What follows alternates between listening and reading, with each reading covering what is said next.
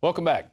Our next guest is the writer and producer of the documentary, The Greater Good, which we used to carry here at Infowars.com in the Infowars.com store. And we brought her back to talk about a myriad of issues, one of which is the massive propaganda campaign that is going on right now to get kids to get vaccinated. But her name is Leslie Manookian. She's a former Wall Street executive. Yes, she worked for the minions of Sauron over at Goldman Sachs. And then at some point she had a moment of clarity and spent the last 11 years working on this film, The Greater Good, which is about vaccinations and why we do it and the science or lack thereof behind it. So, Leslie, one thing I've noticed with this propaganda campaign, if you type Vaccine Awareness Month into a search engine, it brings up, and just hit news, brings up hundreds of articles that have just come out in the last week or so talking about how it's National Immunization Awareness Month and that we should all be going out getting our vaccines. I mean, what do you make of this type of propaganda operation that we're up against? I basically conclude that it's paid for by the pharmaceutical industry in conjunction with the CDC. CDC has a budget of hundreds of millions, probably billions, but hundreds of millions that they put into these kinds of programs. And it's no surprise that these are coming up everywhere because they have a message and they are terrified that more and more parents, literally droves of parents, are opting out of vaccines for their kids because they've read the research and they've concluded that it's dangerous, that vaccines aren't just harmful to a couple, but maybe to everybody, and that the science is mounting and we all need to be really concerned. So I really think it's just a massive media campaign. And it really, to me, what it does is suggest that if you pay attention to the mainstream media, you're getting propaganda, not news. Right. And it is literally everywhere in your face. They're telling you need it for school. People don't know about the exemptions that you can get. How many people are opting out now from your research? And tell people about exemption forms that you can actually go out there and exempt yourself from these vaccines. Sure. Well, the rate of exemptions varies across the nation because state laws are different. And what I do know is that in some places in California, something like 80% of the kids in Malibu private schools are unvaccinated, fully unvaccinated. And in the public schools, it's over 50% in Malibu. Now, this is a place where people are educated, affluent, able to do research for themselves, and therefore, and also I think not afraid to question authority. And so they're showing what they believe by opting out. That's Malibu, then you go up to Marin County in San Francisco, you see a very, very high rate of exemptions. The CDC will tell you that still only about 2% of kids are being opted out fully of vaccinations, but it varies. And it's jumping dramatically. There was a research report put out last summer that showed that many states across the nation had seen a major increase. 2 full percentage points of their population of incoming kindergartners had opted out of vaccines. So like in 2010, I think it was, and I may be off on the year by a year or two, but in 2009-10 school year, 4% of school kids in kindergartners in Idaho opted out, whereas it was close to 6% the next time they did the study 2 years later. So we're seeing these things skyrocket. And there are some studies that are showing over 35% of young mothers are questioning vaccines and choosing to opt out of at least one. And that's even as you have doctors pushing the flu shot on pregnant mothers, which before they told them never to do that. Exactly. Yeah. This is the amazing thing. I mean, doctors used to x-ray women's pelvises while they were pregnant because they thought that they should know where the vaccine or the baby was positioned. And then they finally realized that actually it's super dangerous. And they gave pregnant mothers thalidomide. And we got to a point that caused huge birth defects. And we know that lots and lots of medications cause birth defects in babies. And so we got to a point 20 or 30 years ago where mothers were told, don't put anything in your body when you're pregnant. Nothing. Be super careful. Don't take aspirin. Don't do anything. Don't drink a glass of wine. Don't do anything. And now, in the last 10 years, we're being told it's totally safe to inject yourself with a vaccine that contains mercury. I mean, it's just insanity. And if you read the package inserts, it even says that it hasn't been studied for safety in pregnant women. So, I mean, it's really pretty terrifying. Exactly. And if you look over here on the table with the overhead cam, guys, you could see the vaccine inserts that I got when they wanted to inject my firstborn with a bunch of vaccines. I said, well, I'll tell you what. I said, give me all the inserts. And they hand me these sheets of paper. I said, no, I want the actual insert that's folded up It's got really small writing on it. It talks about the studies that you did and talks about the ingredients that are in it. Oh, they came back and gave me all these. I read them all. And what's interesting is that in every single one of these, you can find the words, has not been tested for cancerous or mutagenic potential. And so they've never even tested to see if these things cause cancer. And we know, in fact, the old polio vaccine was giving people cancer. Absolutely. The SV40, simian virus 40, is a virus that's found in monkeys, in green monkeys. And this, the polio vaccine was grown in the kidneys of green monkeys. And Maurice Hilleman, who was one of the godfathers of vaccines, admitted that they couldn't get the virus out and that they knew that they were tainted and that they knew that it was causing cancer. And there is research showing that the children of mothers who received that polio vaccine are 15 times more likely to get a brain tumor than the children of mothers who didn't receive it. And that same virus is found at the center of all these different kinds of cancers, from bone cancer to lung cancer to brain cancer. So we know this, and yet we've never studied it. And to make it even worse, most safety studies for vaccines only last a few days to a few weeks. So how could they ever have any illusion that they could possibly understand what the cancer-causing properties might be if they only look at these things for a few weeks? And those studies are only funded by the drug companies. So they're going to get the answer they're looking for. They're not going to actually be doing an empirical study. I want to go to this article real quick. Well, Rob, can I just say maybe that's why they only look at the studies for study these things for 4 days to 3 weeks. I mean, you're not going to find very much if you only look for 3 weeks, are you? Exactly, which is the plan, to get more people to taking vaccines. This article from NBC, Carlsbad high school students caught in vaccine controversy. And what you have here is a group of high school students in their journalism department were given $60,000 from the local Rotary Club in San Diego to make a vaccine film. And the students said, we're going to look at this really journalistically. We're going to cover both sides. But what you get, especially when you look at their trailer, and we're going to go to a clip of that in a second, their film is called Invisible Threat, where it seems to be a very pro-vaccine documentary, and these are kids in the public high school system who've probably been brainwashed for a long time that vaccines are good for them. But I want to go to this clip real quick and then have you comment it, especially the last official that they talked to in the video. His name's Paul Offit, and here's that clip. It's really disappointing that some people simply aren't aware of the fact that vaccines are protecting them. It's painful to watch. It's unfair. And they always make this sort of claim that, that the doctors are evil, the pharmaceutical companies are evil. I frankly think they're evil. And it's time that somebody, I think, stand up and shine a light on exactly what's going on here. Yeah, so the man there wanting to shine the light on it is a millionaire vaccine promoter, Paul Offit, Dr. Offit, who has been quoted as saying that you could give babies up to 10,000 vaccines. I think he's even said 100,000, Rob. 100,000. Right. So we can give babies 100,000 vaccines. Tell us about Paul Offit and how nice he is, how unevel he is. Well, Paul Offit, we interviewed him, and I have to say he's one of the most charming people I've ever met. But he offered to give us money the very first time we met him, which we thought was incredibly surprising.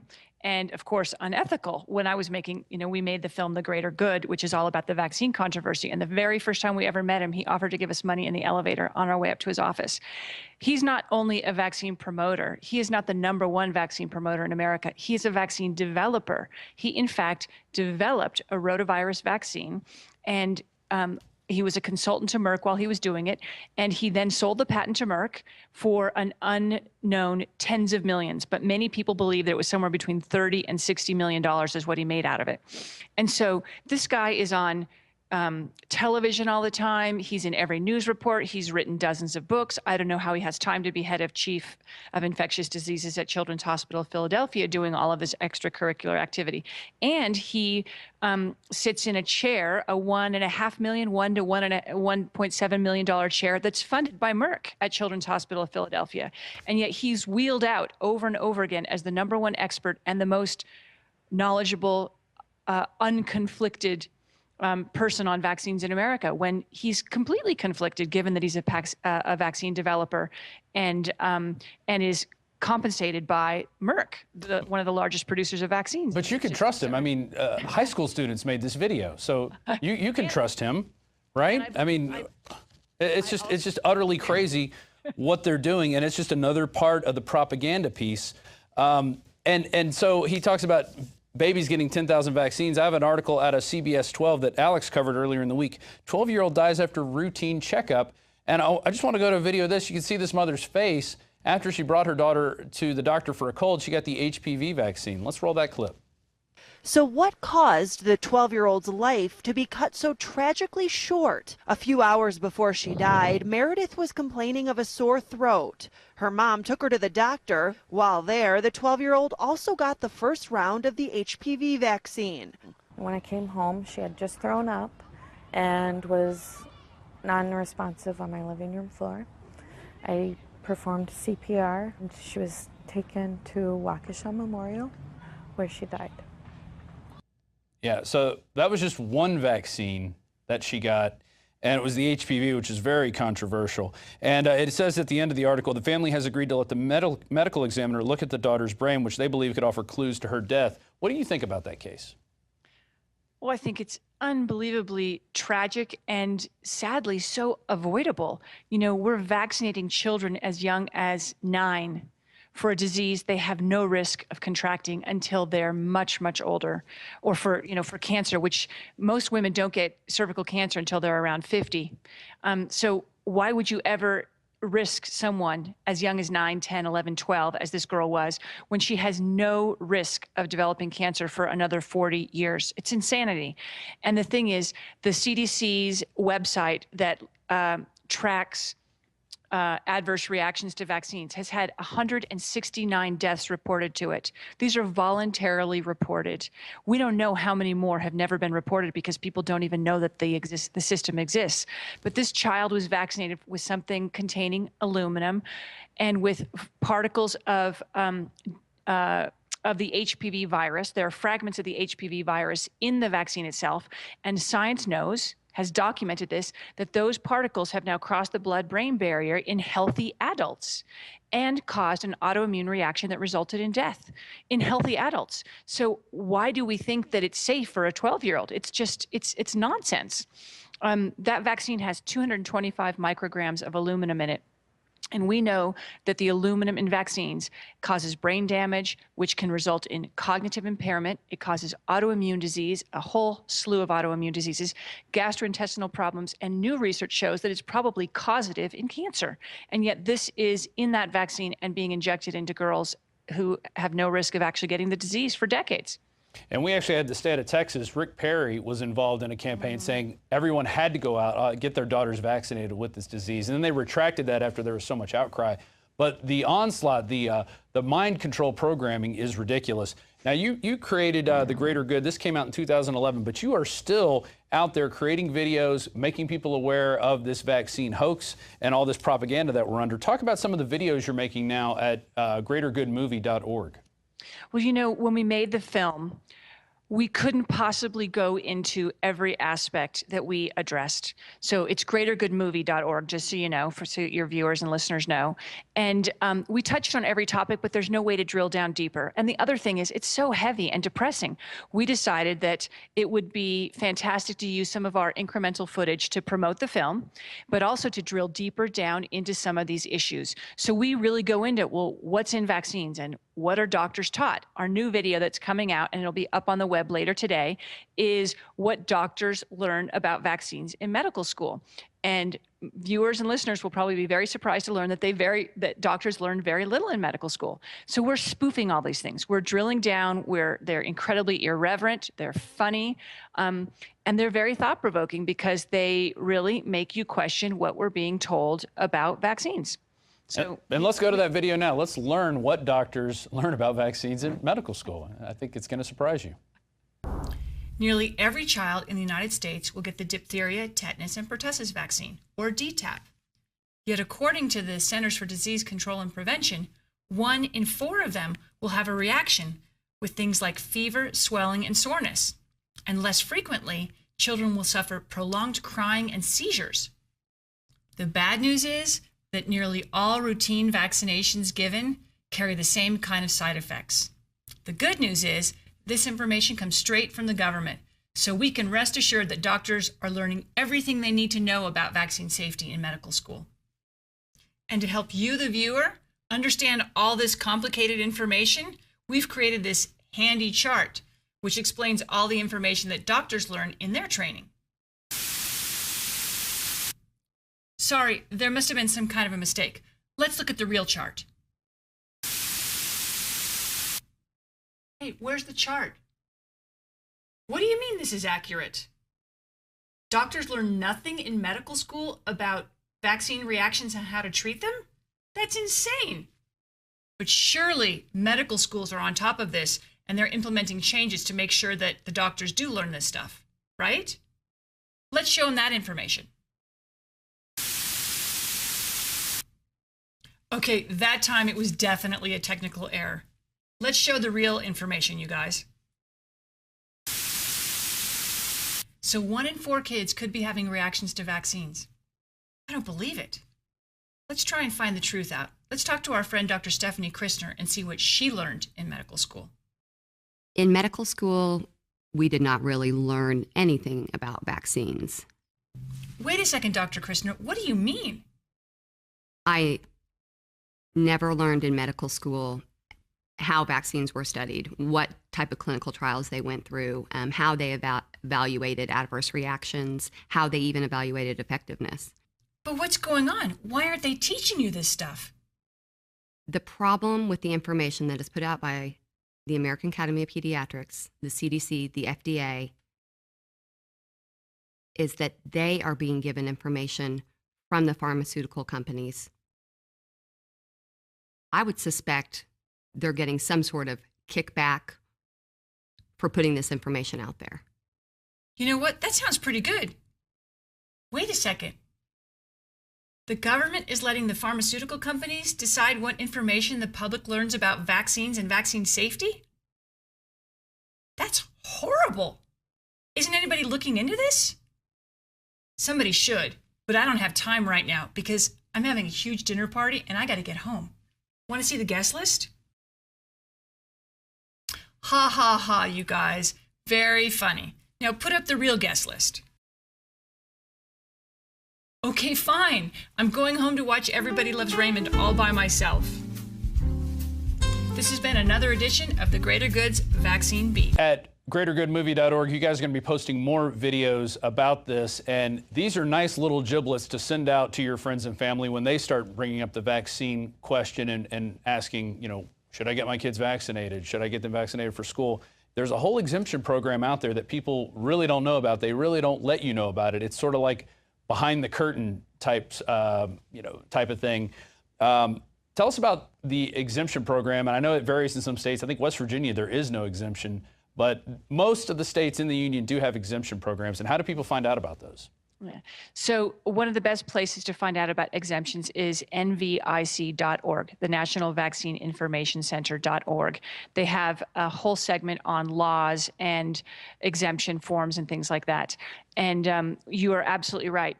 Every state in America allows medical exemptions. Medical exemptions are very, very difficult to obtain, but they do exist, and there are more and more doctors who are giving them.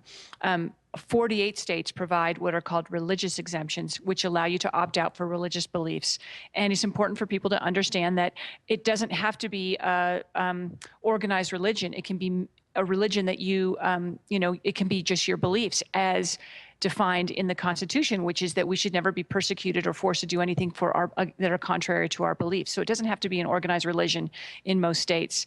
And you just go online onto nvic.org and you can find all those. And then there's also what are called philosophical or conscientious belief exemptions in about 20 states. It varies. Sometimes they're restricting them and sometimes more states are adding them.